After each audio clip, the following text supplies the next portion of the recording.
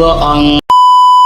Aku hanya memikirkan satu peraturan penting. Kenapa kau lakukan hari ini kalau kau bisa melakukannya besok?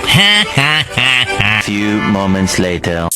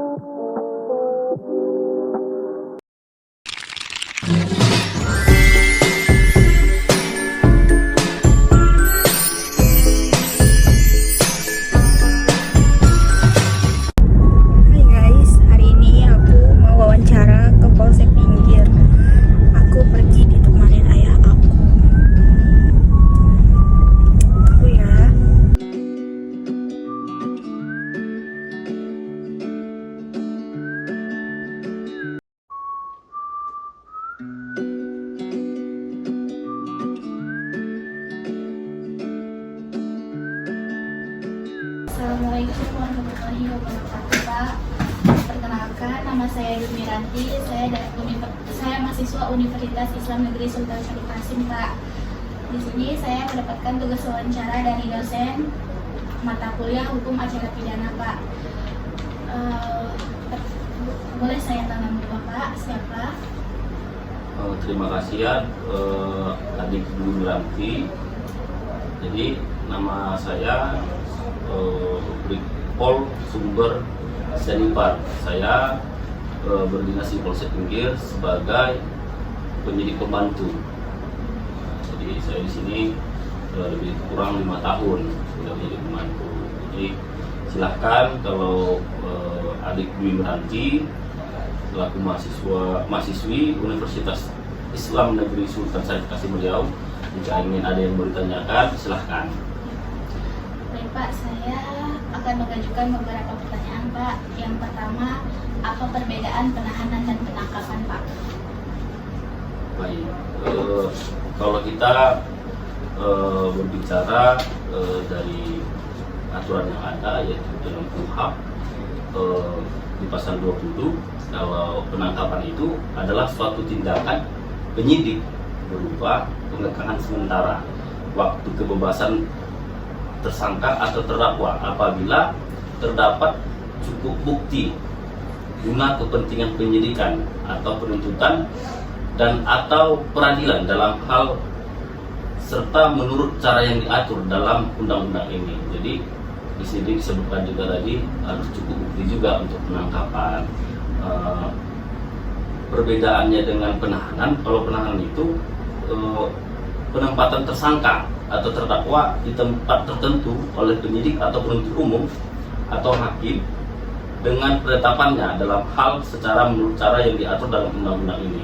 Jadi kalau dalam SOP-nya itu, kalau di tingkat kepolisian, ya terutama kami yang sedang menjalankan ini di Polsek Pinggir, biasanya untuk menetapkan seorang sebagai tersangka terlebih dahulu harus adanya minimal 2 alat bukti.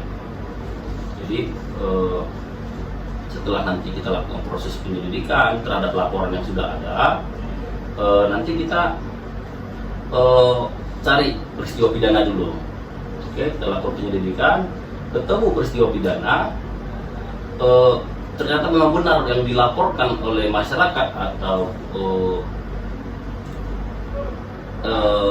mungkin petugas yang melaporkan dalam model LPA, nanti kita lakukan proses penyelidikan. Ternyata memang betul ada peristiwa pidana yang terjadi, maka kita tingkatkan ke proses penyidikan, itu di tingkat kepolisian. Nah, nanti di tingkat proses penyidikan itu kita mencari 2 alat bukti untuk merujuk kepada tersangka. Di situ nanti ketika tersangka sudah bisa ditetapkan siapa orang dalang di balik peristiwa pidana tadi itu, maka orang tersebut bisa kita tangkap. Nah, jadi kapan penahanannya, Pak? Penahanan itu terjadi ketika kita sudah tangkap dulu. Namun ada beberapa pidana yang tidak mesti ditangkap dahulu, yaitu mungkin karena sudah kita panggil si tersangka ini kita panggil, dia kooperatif, datang ke kantor menghadap sesuai dengan surat panggilan, dia hadir ke kantor, maka dia langsung kita tahan, tidak lagi ditangkap. Bisa seperti itu biasanya. Oke, ada yang lagi mau tanyakan? Pak, pertanyaan selanjutnya, jenis penahanan dan penangkapan, Pak. Oh gitu. Jadi gini, ada beberapa jenis penangkapan dan penahanan. Jadi kalau dia berdasarkan KUHP, terhadap penangkapan itu ada penangkapan yang disertai dengan surat perintah penangkapan. Seperti tadi saya sudah jelaskan, ketika seseorang sudah ditetapkan sebagai tersangka, beberapa caranya. Ada yang dipanggil dahulu. Jika dia sudah dipanggil 2 kali tidak datang, bisa langsung kita lakukan penangkapan.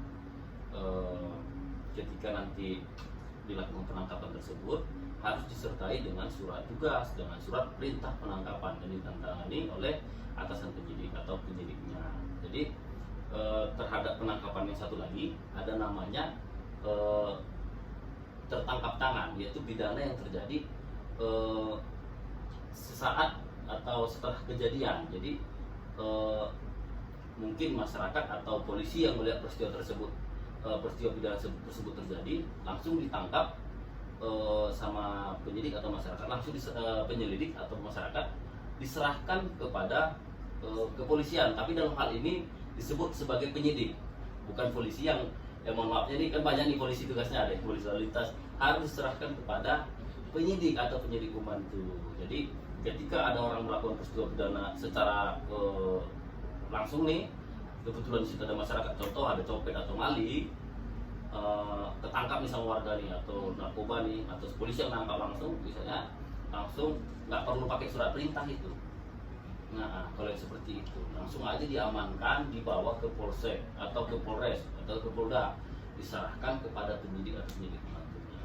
Nanti dibuatkan berita acaranya bagaimana kronologi penangkapan tersebut. Nah, kalau dengan penahanan, nah kalau kita lihat di dalam pasal 22 ayat 1 KUHP, penahanan itu terbagi dalam 3 jenis, yaitu penahanan rumah tahanan negara atau rutan, penahanan rumah, dan penahanan kota. Jadi kalau penahanan rumah tahanan negara itu ya itu yang bisa di polsek, polres. Nah, terus ada lagi penahanan rumah, yaitu dia hanya di dalam rumah. Kemudian kalau penahanan kota berarti dia hanya di wilayah satu kota dan tidak boleh keluar dari kota tersebut. Oke, ada lagi. Pak, pertanyaan selanjutnya, bagaimana prosedur penahanan? Baik, jadi tentang prosedur penahanan, jadi kita di polsek tadi sudah saya jelaskan juga, ya di Wilanti, bahwasanya kita juga melakukan penahanan di sini di polsek pinggir. Jadi kalau prosedur penahanan itu ada secara objektif memiliki ukuran yang secara tegas diatur dalam undang-undang. Ditemukan dalam pasal 21 ayat 4 KUHP yang mengatur bahwa penahanan hanya bisa diberlakukan kepada tersangka maupun terdakwa yang melakukan tindak pidana dan atau pencobaan tindak pidana, serta pemberian bantuan dalam hal tindak pidana yang diancam dengan penjara atau dengan hukuman penjara 5 tahun atau lebih. Jadi nggak semua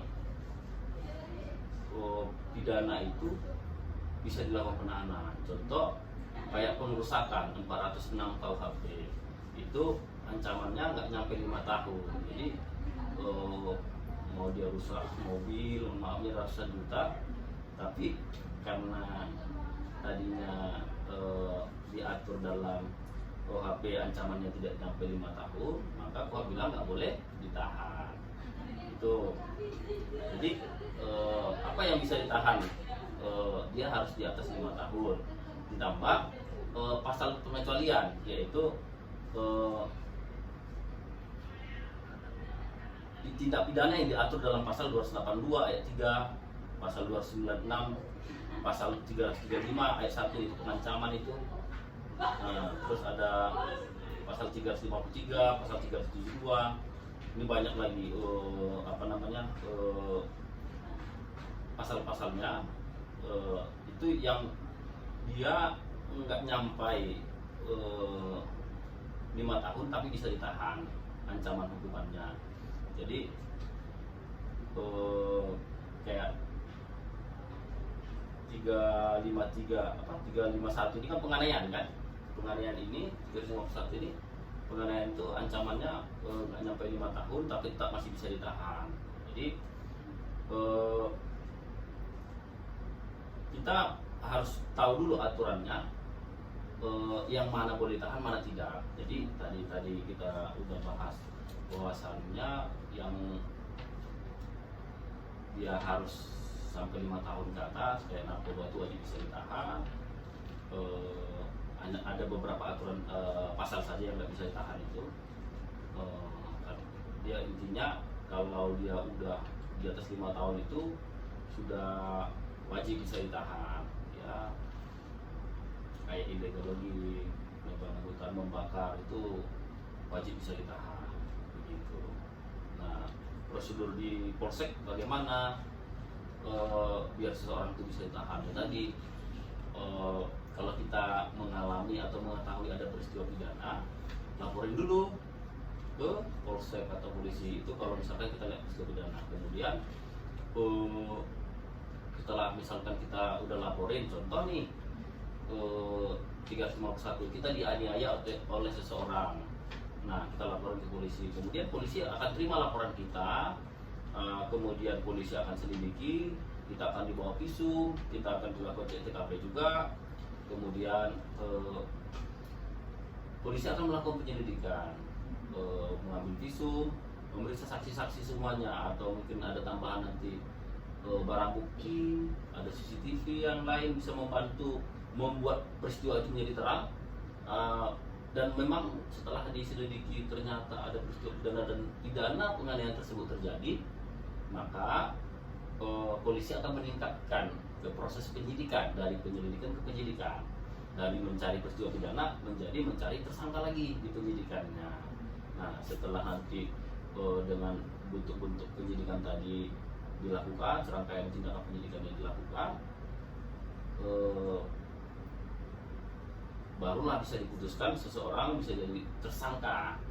Oke, dan ketika dia sudah bisa jadi tersangka, maka mungkin akan ditangkap nanti, atau ketika dipanggil bisa ditahan. Itu dia prosedurnya di kepolisian. Oke.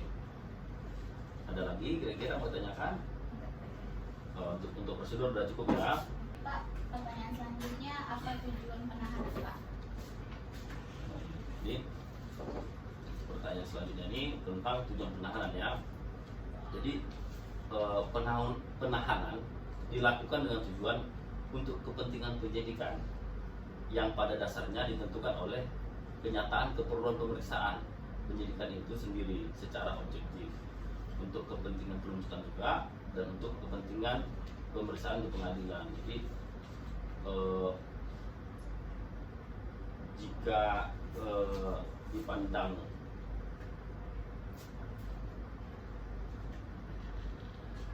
jika misalkan nanti tersangka ini dipandang tidak kooperatif, biasanya polisi wajib menahan. Jadi perlu juga polisi atau penyidik dia menilai juga apakah misalkan si tersangka ini orang yang kooperatif atau bukan. Kalau misalkan dia kooperatif tapi bukan pidana yang kayak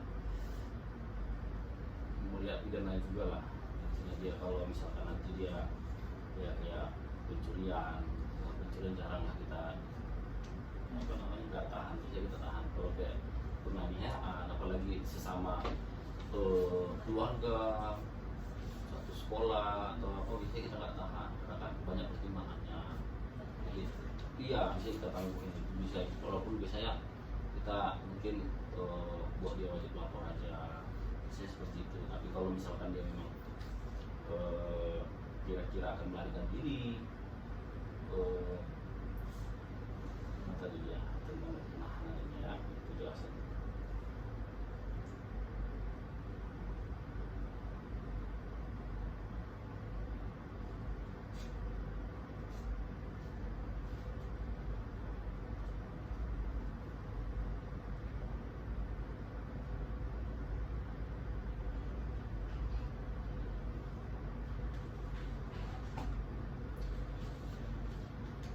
Ya bisa jadi ya ketika misalkan dia si tersangka ini menghilangkan barang bukti juga bisa, jadi kalau dia kabur, dia nggak kooperatif dari proses penyidikan atau penyelidikan itu, penyidik itu biasanya udah bisa menilai dari kita misalkan udah terima laporan nih, kita udah dapat isu-isu nih biasanya nih dari pelapor, saksi, ini orang gimana, bahkan nanti teman-teman dari mana dari luar itu biasanya ngasih tahu ini orangnya yang terlapor ini memang sering melakukan pidana tersebut, sering melakukan pencurian atau sering mukul, sering udah didamain tapi masih sering kayak gitu. Jadi kita udah tahu, bahkan di sana udah banyak laporan tapi dia nggak pernah hadirin, bila diundang hadirin. Jadi kemungkinan ketika kita udah proses sidik, udah tetapkan sebagai tersangka, biasanya kita harus tahan biasanya, karena melihat karakternya si tersangka ini juga kita punya penilaian kan. Ketika memang dia kira-kira tidak kooperatif, wajib kita tahan supaya mempermudahkan kita nanti di proses penyidikan dan proses nanti penyerahan ke jaksa untuk tahap 2 gitu. Ya.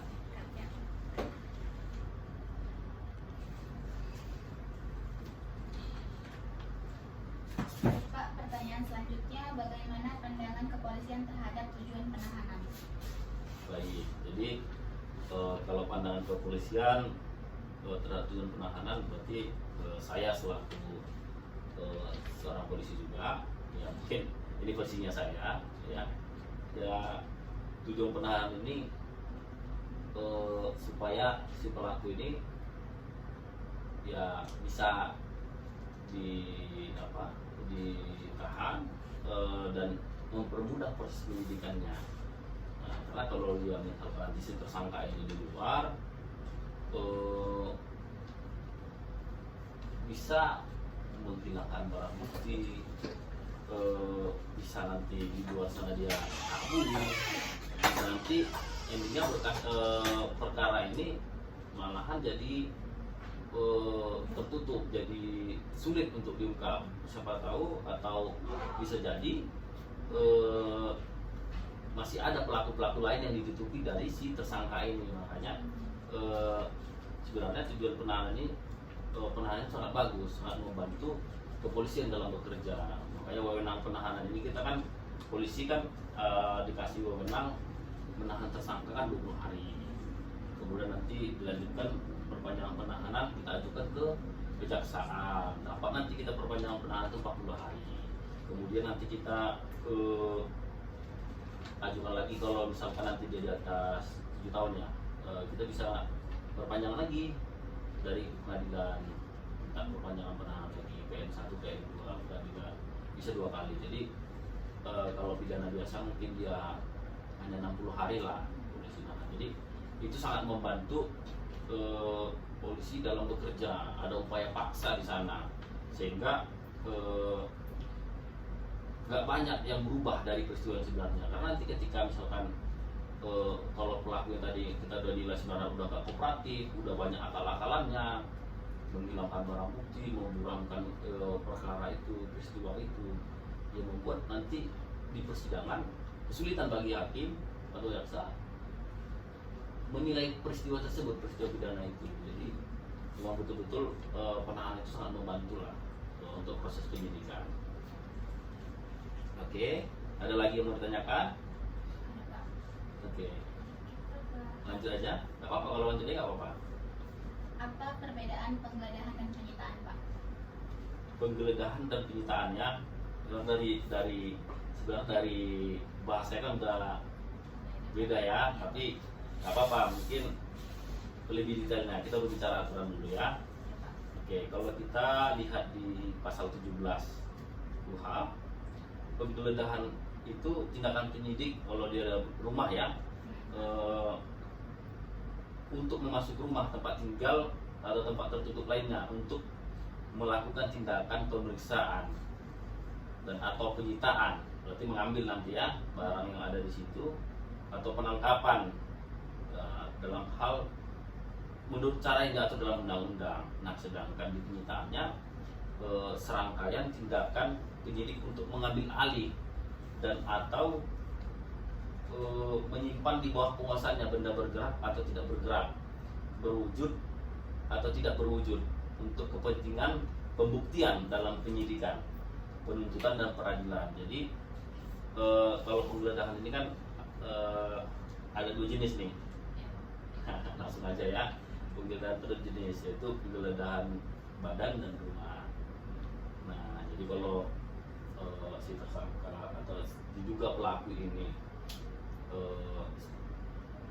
misalkan nih kalau dalam contoh kasus narkoba, misalkan dia si pelaku atau si calon tersangka ini berada di luar mau antar sabu-sabu, jadi yang kita lakukan itu penyergapan kepada dia, diamanin, digeledah badannya, digeledah badan. Jadi dicek kantongnya, dicek mungkin celana dalamnya, kalau laki-laki, kalau perempuan kepada poluan biasanya yang cek itu,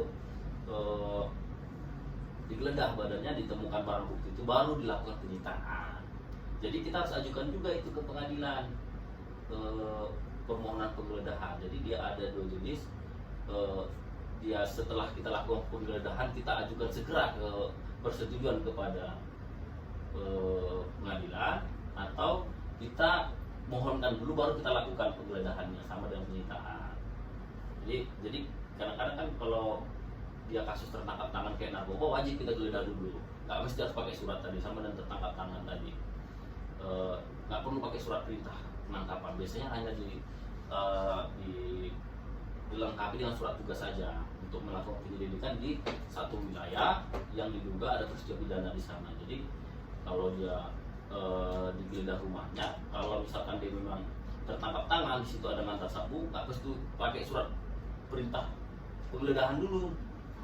Ya, mana surat perintah penggeledahan Bapak, katanya sama polisi. Nggak boleh masuk Pak kalau nggak surat perintah penggeledahan. Padahal polisi sudah melihat ada orang yang mencurigakan mengantar narkoba ke dalam rumahnya. Jadi polisi nggak perlu itu, menunjukkan surat tugas saja penunjukannya, karena dia udah ada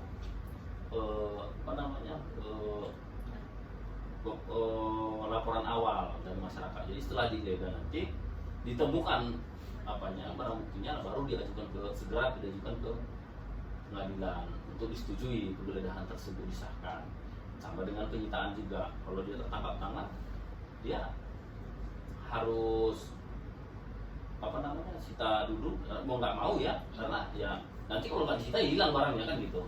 Nah, hilang barang dia disita dulu, diamankan dulu, disita, baru kita ngajukan permohonan. Berbeda misalkan kayak biasanya kasus penggelapan atau pencurian atau korupsi, jadi enggak. Biasanya kalau udah kayak gitu kita harus ngajukan dulu ke pengadilan, karena pasti kita udah lakukan penyelidikan dulu, ada laporan dulu kan gitu, baru untuk membawa barang bukti tersebut ya kita harus ajukan dulu ke pengadilan supaya disahkan kita boleh. Jadi ketika nanti baik itu calon tersangka atau terdakwa atau pihak keluarganya menanyakan apa dasar Bapak, kita bisa tunjukkan karena dia nggak tertangkap tangan. Oke. Pertanyaan selanjutnya Pak, mengapa harus ada penangguhan dan pengalihan dalam penahanan dan bagaimana prosedurnya?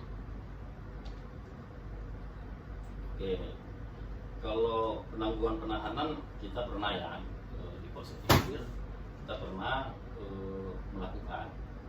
Di sini ada yang mengajukan. Jadi kalau kita baca di aturan yang ada, penangguhan penahanan adalah upaya untuk mengeluarkan tersangka sebelum waktu penahanan selesai. Berarti udah berjalan nih proses penahanannya, diajukan. Ini diajukan berarti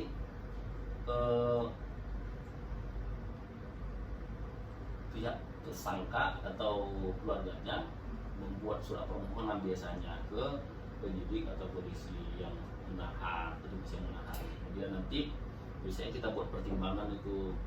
Nah, tadi itu kalau misalkan dia kooperatif selama proses penyelidikan dan penyidikan, kita nilai dia si tersangka ini memang kooperatif. Ya kalau memang dia sehat-sehat saja ya, dia sehat-sehat saja tapi kooperatif dan perkaranya mungkin tidak menimbulkan konflik lah. Kalau dia nanti misalkan kadang-kadang kan ada perkara yang kalau kita buat dia di luar heboh, mungkin masyarakat udah mungkin kesal sama dia, ya mau nggak mau nanti kalau kita buat dia di luar mungkin dia diserang sama masyarakat. Nah mungkin kita harus tahan juga, kalau bisa jadi amannya di polsek kan dalam bentuk penahanan. Tapi kalau perkaranya contoh kayak dia mencuri sawit atau beras, mungkin ya beneran mungkin di harganya 2,5 juta atau apa, mungkin dengan keadaan mohon maaf ini lagi hamil dan menyusui, ya mungkin kita akan ketika keluarganya mengajukan permohonan penangguhan, biasanya kita ajukan ke pimpinan supaya diproses penangguhannya, karena ya kita mikir juga hati nurani juga kan, ya, supaya dia juga bisa menyusui anaknya mungkin lebih sehat dia di luar, tapi ya dengan syarat wajib lapor kayak gitu kalau penangguhan. Nah kalau pengalihan dalam penahanan ya, nah pengalihan dalam penahanan ini kalau di aturan yang ada, tersangka atau terdakwa juga dapat mengajukan permohonan pengalihan penahanan. Permohonan ini dapat diajukan secara lisan di depan majelis hakim atau secara tertulis dengan surat permohonan. Surat permohonan tersebut harus menyebutkan alasan pengalihan penahanan, harus ada alasan yang jelas lah supaya menjadi bahan pertimbangan sama hakim. Ya, dalam proses pengalihan penahanan pejabat yang berwenang dapat menetapkan syarat jaminan. Berarti minta jaminan, biasanya ada uang, orang, barang ya, bisa ada bentuk jaminan. Setelah persyaratan disetujui akan dilakukan penetapan pengalihan penahanan ya, dari penahanan rumah tahanan negara ya, kemudian kepada beberapa jenis penahanan ya, ke tahanan rumah, ke tahanan kota. Itu nanti berarti di sini yang berwenang adalah hakim, karena kami di polsek belum pernah melakukan itu di polsek pinggir ini. Oke. Ada lagi kira-kira yang mau ditanyakan adik Dwi Meranti? Segitu aja Pak. Sudah cukup? Sudah, Pak. Sudah puas nih? Puas Pak. Puas ya? Oke, terima kasih buat adik Dwi Meranti.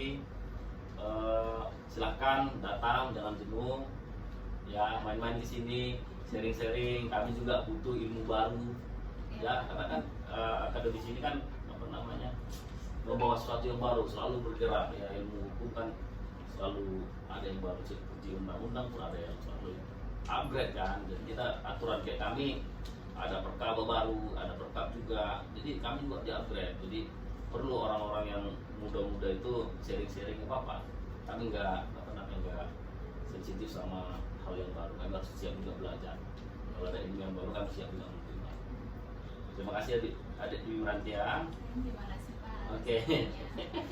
Sama-sama.